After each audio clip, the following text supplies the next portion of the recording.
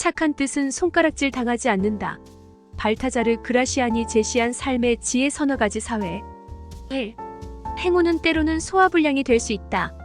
행운을 남김없이 먹어치우는 사람은 이에 만족하지 않고 또다시 큰 행운 덩어리를 찾아 나선다. 행운을 차지해 소화불량을 일으키는 사람도 있다. 반면 식욕이 왕성해지는 사람도 있다. 많은 사람은 도박판에 가면 의식적으로 기가 죽는다.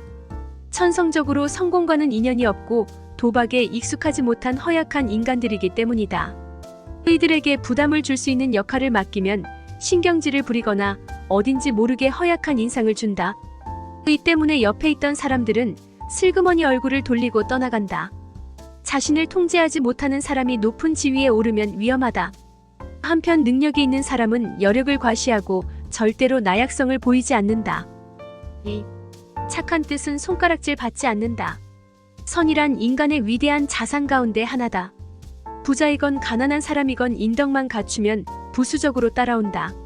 그것은 고결함에 대한 보답이라고 할 수 있다. 사업 세계에서도 선의는 상품 이상의 가치가 있다. 그 자체가 신용이 되기도 한다. 그 가치를 워낙 신뢰하기 때문에 그 밖에 딸린 일에 대해서는 아주 관대하게 넘어가는 사람도 있다. 세상 경험이 많은 사람은 장점을 많이 가진 사람이라 할지라도 세간의 인정과 지지가 없으면 자갈밭을 걸어야 한다는 점을 알고 있다. 하지만 착한 뜻을 가진 사람은 결점이 드러나도 누구도 이를 손가락질하지 않는다. 선이란 이 정도로 막강한 힘을 발휘한다는 것을 명심해야 한다. 3.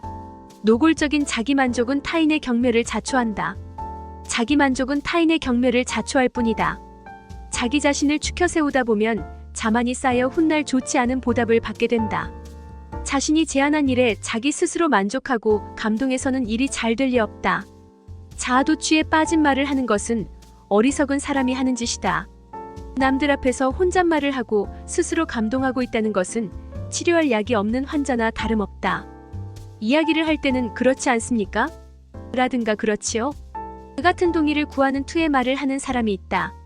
그것은 자신의 판단에 자신감이 없어 상대방으로부터 동의나 동감 혹은 맞장구를 억지로라도 끌어내려는 속셈이 있는 것이다. 허영심이 많은 사람은 줄곧 상대방으로부터 메아리치듯 즉각 반응하는 동의를 구하려고 힘쓴다. 그런 사람이 이야기하는 도중 자신감이 없는 모습을 보이면 어리석은 사람은 맞습니다 하며 곧바로 맞장구를 쳐서 그의 허영심을 채워준다. 4. 자연스러운 것이 제일 좋다. 겉멋은 어딘지 자연스럽지 못한 행동을 유발시킨다. 따라서 모두에게 미움을 살 뿐 아니라 끊임없이 자신의 언동을 되돌아보고 자기적으로 만들어야 하기 때문에 본인도 고통스럽다. 명석한 사람은 굳이 과시하지 않는다. 사람은 언제나 인위적인 것보다 자연스러운 것을 좋아한다. 자신감과 안목을 겸비한 사람도 자기 능력을 과시하지 않는다. 오히려 그것을 감춤으로써 무사람들의 매력을 끄는 것이다. 모든 면에서 뛰어나면서도 잘난 체하지 않고 겸손한 사람은 더욱 위대하게 보이는 법이다. 5. 시대의 변화를 빨리 따라잡아라. 시대가 변하고 있다는 것을 알아채지 못하면 주변으로부터 손가락질 당한다. 급변하는 흐름을 빨리 읽고 자신이 서 있는 자리를 알아차려야 한다. 정치, 사업, 인생 등 어느 분야나 마찬가지로 적용되는 사항이다. 자신이 올바른 행동을 했다고 해도 주변에 던져주는 인상이 나쁘면 손가락질 당한다. 더구나 기업을 운영한다든지 혁명적인 일을 도모하는 경우에는 반드시 세상 돌아가는 것을 알고 있어야 한다. 일찌감치 이 같은 상황을 파악해두면 나중에 세간의 평가도 예측하기 쉽다.